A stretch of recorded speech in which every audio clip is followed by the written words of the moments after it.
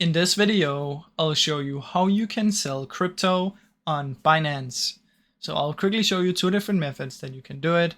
Now the first one is if you head over to trade and you click on spot, from in here you'll be able to trade and sell directly on the chart.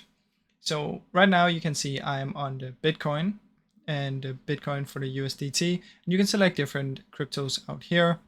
And on this chart, this is the Bitcoin one. If I scroll down, I'll be able to sell right here.